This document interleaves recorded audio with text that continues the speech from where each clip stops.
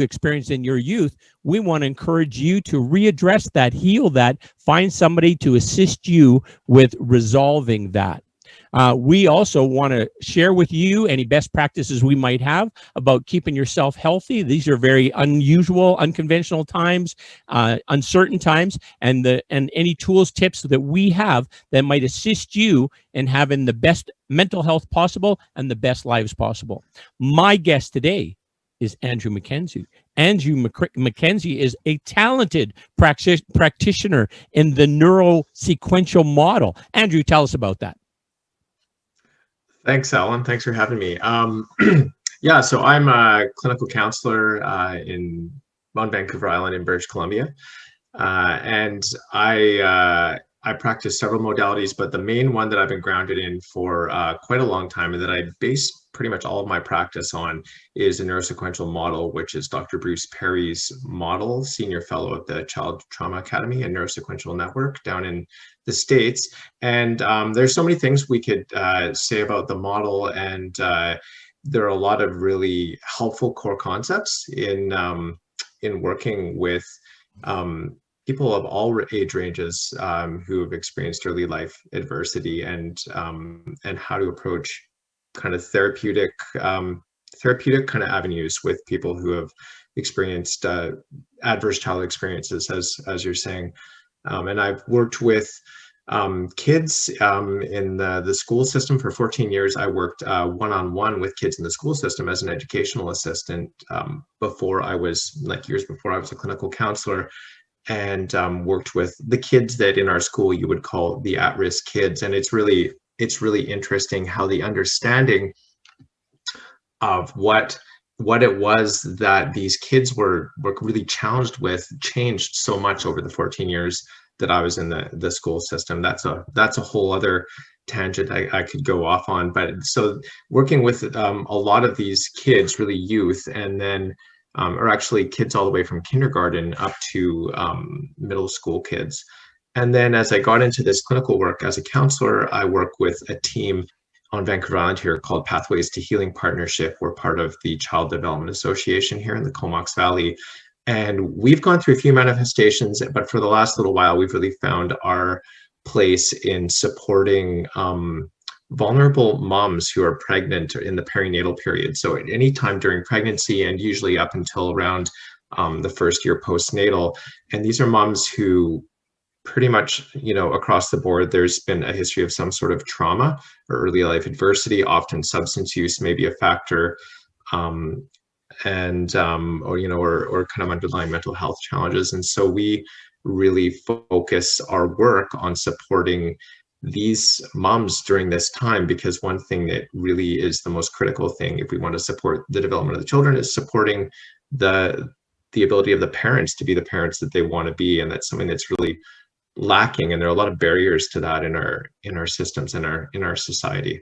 Being a parent, if everything is good in life, being a parent is hard work. Wouldn't you agree?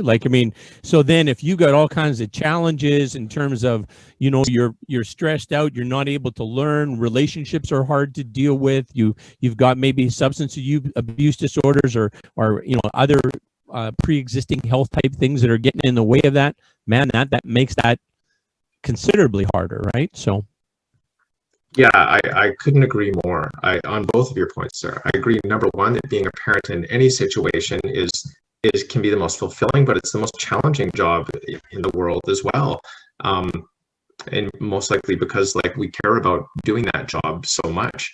I've got 5 daughters, so I've been through the ropes on that one. I'm still parenting. I got some older and I've got some younger at home here still. So and I'm also an adoptive parent, so I've come to parenting in many different ways, and kind of had a really diverse experience in that, which has been incredible insight and incredibly fulfilling as well. But the other part to what you're saying is, when we think about a parent who is struggling with vulnerabilities, whatever those may be, if somebody is living with what has kind of happened inside them as the outcomes of early traumatic experiences, And some systems can just really have a challenge in understanding that. Like number one, if a parent is struggling with something that we know as dissociation, which is early things in life kind of predispose somebody as a way to survive, to kind of check out of the moment they're in, or to kind of disconnect from themselves. Like, that's something they had to do to survive. It's completely understandable. It's a mechanism to get through something. So their brain was doing exactly the right thing when this really challenging thing was happening for them to survive this. Later on, at 30 years old, having their first child, just as an example, when things get stressful, sometimes maybe it isn't the most adaptive function if we're getting stressed out to be kind of tuning out, or to to not be present in themselves if something is getting too challenging or too hard. And where we see this, what I've seen quite a few times is in working with different systems around parents, there can just be this huge misunderstanding. And I'm going to pick on dissociation. There can be just a huge misunderstanding of what this means when a parent is struggling with this. And that's why we feel like in our team that we really work with our clients to educate the systems around them, to try to understand what some of the barriers and challenges may be. So, a parent can be perceived all sorts of different ways, that, we're not committed to the process. You're not really paying attention in this really incredible team meeting with, 5 of the most important kind of players in the community around you. And there can be a lot of really negative misunderstandings of this thing, which is inherently a survival mechanism that is carried over to a time when maybe it isn't needed, or it's kind of preventing the client from doing what they kind of want to be doing, but it's there, and it's not a choice they're making to kind of do this. And Andrew, just to clarify, when you're like, I know that the classic example of a dissociative response, if I understand it correctly, is where, let's say, a woman is raped, and then because she's her attacker is stronger and more powerful and weighs 50 pounds more than her, it's going to happen. There's nothing she can do to prevent this, and her body then produces, like, dumps a whole bunch of endogenous opioids to kind of protect her from that pain, right? That's the response you're talking about, but just that it reoccurs in maybe a less threatening situation, but it's just that pattern starts again, kind of a thing. Would that be, am I understanding it fairly close? Really, really good reflection. And yeah, absolutely. That's, and what you really described is, through Dr. Perry's work, looking at the idea of sensitization of the stress response. And so, for example, the person you're talking about, and that is something, clinically, that we see really almost pervasively in survivors of female survivors, especially of sexual abuse. And, so we're in a situation like you described, where something's overwhelming, fight, flight, or freeze don't work. And so the only thing that our brain can kind of figure out to do is to remove us from experiencing that situation. Like you said, yeah, there are opioids that we're flooded with that are 20 times more powerful than the morphine drip that you're given in the hospital when you go in for a broken arm or something.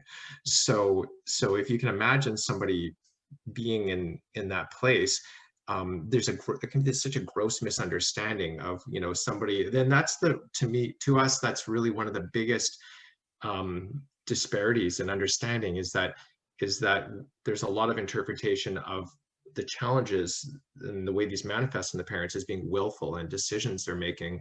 Right, when if you think about your stress response, like if something, if all of a sudden a car crashed through your studio right now, you wouldn't be able to help it if your heart rate jumped up to 140 beats per minute. It's not a choice you're making. But that's where some of the challenges come in, is there being this misinterpretation. And then the other kind of secondary thing that can happen, which can become more of a primary trauma, is this stigma that the parents feel. And a lot of times that can come, I've found, from misunderstanding themselves and kind of believing a lot of these judgments that they felt throughout their lives, like, oh, you're a space cadet, you don't pay attention, you're not reliable, you lose track of time, picking on dissociation again. And so when I've talked with a lot of parents, for the first little while, and talked about some of these things, a lot of them have said that they found it really kind of liberating to kind of understand a little bit more about, gee, you know what, like, I'm not a bad person. I'm not trying hard enough. I just have had things happen that have helped my brain develop in the way it had to at the time, but it's not really, it's a little bit out of place in the way that it's responding to the environment right now. So there, And it's sort of, Andrew, an extension of kind of the trauma-informed care. Now you're going to the caregiver, which some people would judge that person as, well, they don't care, or they're just like, this doesn't matter to them, right? This isn't important to them. Not kind of connecting that that person is doing their very best they can in that situation. This is just, where they're at, kind of a thing, right? So yeah, I can see where that would be, they'd be judged for something that isn't even apparent, that they can't really be present for. Being present is a huge problem for people who've been traumatized, correct? it can be, depending on the person and their individual experience, and the way, the way that their brain adapted to survive at the time, and how, it's kind of all about the pattern, the timing, and the repetition, and the time and development that it happens. But yeah, it has been for a lot of people that we've worked with. It's almost like this separation from the self, and then this separation from the moment, that can end up happening for a lot of people that they've described that to me, and I've experienced it kind of with them while they've had it happening.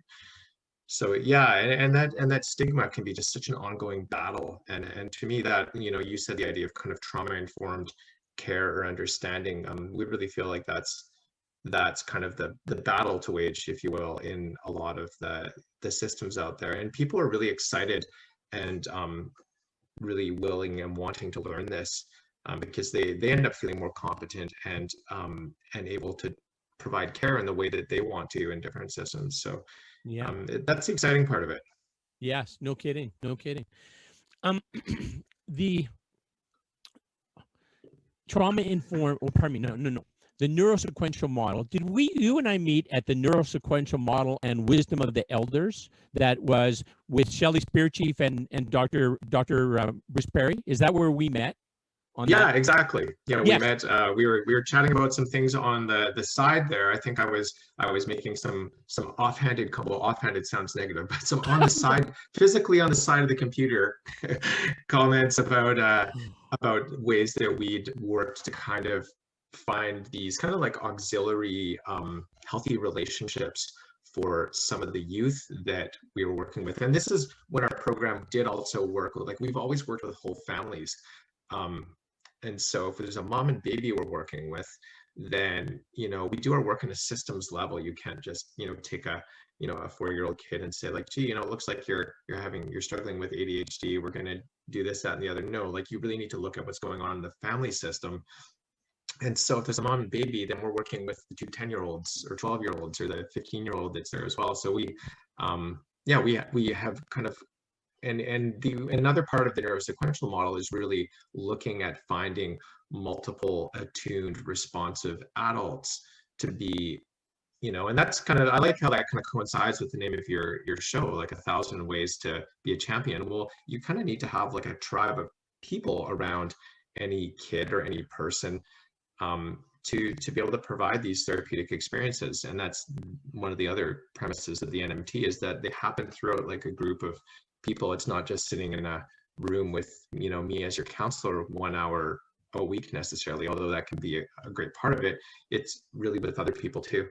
Yeah, and I think you would agree with this. Like, there is just not enough professional capacity to address the people who are dealing with trauma, or people who are experiencing violence. They're just not enough professionals in order to do that work.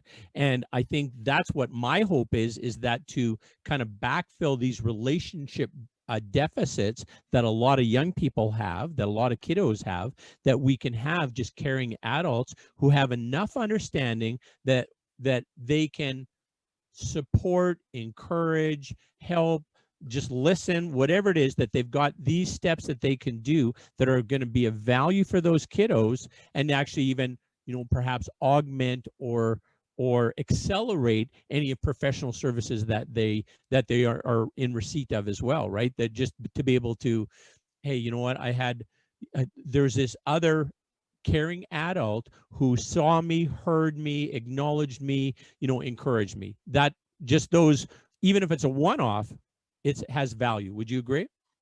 100% 1000% agree. That was really emphatic of me, but Very much so. and really that comes out a lot, you know, from a few places. One of the places is the work I did in the school district here for a long time, having the privilege of working one-on-one with kids who their first and a lot of their experiences with relationships were negative. So they had, in many ways, a very negative template of what a relationship was, in many cases of what a negative relationship, what a relationship with a man was, and how that is a negative thing. A lot of survivors of intimate partner violence in the family, all kinds of things that could be really challenging for development. And so I really saw through that, you know, I've worked with some kids for, you know, 5 or 6 or 7 years even, and really stayed with one child, and could see that really in these micro interactions I felt that were happening, just, you know, in this case with a man,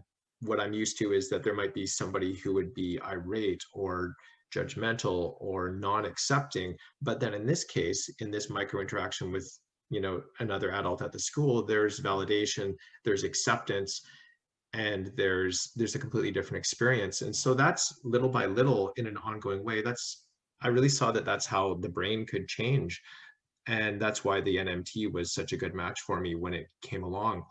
You know, and fast forward 10 more years, I see some of these folks around town, or I see their parents, and they say like, gee, that really made a big difference, being, you know, having your involvement. And I'm always kind of surprised. I was talking about this with my my colleague Jan Ferentz the other day. Then we worked in the school for many years. We work together now still. She's the director of our program, and we were both saying, yeah, we get these gifts some days where a parent will come back, or a child, and they'll say like just how much it meant to work with you. So yeah, when you talk about other people being involved, it's really critical to have those, because yeah, you're right. Number one, the system just doesn't have the capacity to have, you know, to have everybody in a room with a counselor all the time.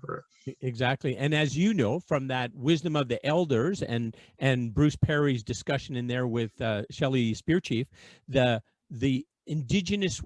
traditional indigenous ways, with the number of caregivers per little person, right? And the whole, here are the steps of your development. You know, these are the things you will learn throughout and at, you know, age 4, you're a member of the, whatever it is, the Prairie Chicken Society. And, you know, these kind of steps in your development, so that at the end of that period of time, you're like a fully functioning human being for that tribe, right? You're there, you care, you know what your role is, you know how you're going to make a difference, right?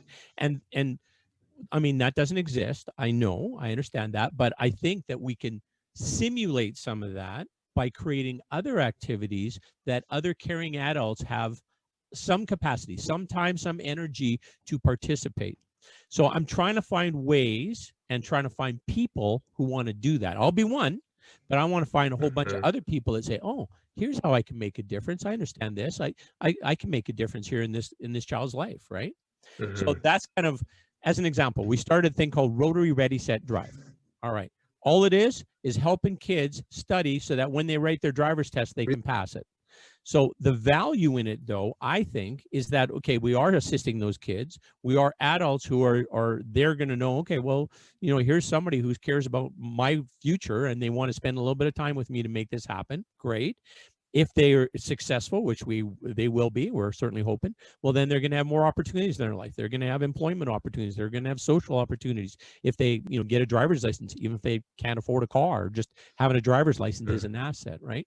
But the next thing I'm hoping after that, are you familiar with the Man Box? You know all about the Man Box, I'm sure, right? Yeah, Next Gen Men and Call to Men. Are you familiar with these guys? I'm not familiar with that, no. Oh, I think this is a big part of the solution. And basically it is just that we as men, and you different than me, I'm older than you are.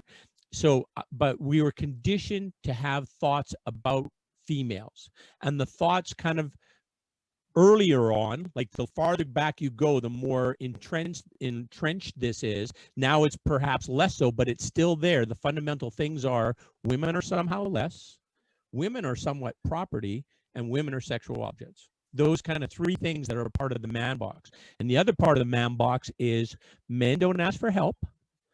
Men are strong. men don't have emotions, right? And so it's just, having, I think that's something that it really impairs, maybe not yours, because you're a more enlightened being than I am. It impairs my ability. Well, don't go too far. Okay, all right. It impairs my ability, or has in the past. I'm aware of it now, so I think it has less. But the whole thing about microaggressions, my friend and colleague with Rotary, Kim Davis, was kind of counseling me once on microaggressions. I didn't understand what she was talking about, but after hearing it about 5 times, I finally figured out what she meant. But it's those kind of comments that frame in a way that says somehow that women are less, right? So that's, I find that, I think, a huge part, that if we can connect with young like boys in our community and have these conversations about, hey, what do you think about, like, what is your experience? What is your understanding of how, men and women are different? And the same thing with the whole man box is then how that's very much a patriarchal, heterosexual box. So if you're outside of that box, if you're, two-spirit, or you are, I don't know if that's the right way to use that term, but I think so, two-spirit, or you're LGBTQ, those kind of things, well, yeah. And of course, the man box is normally white too, right? It's white heterosexual.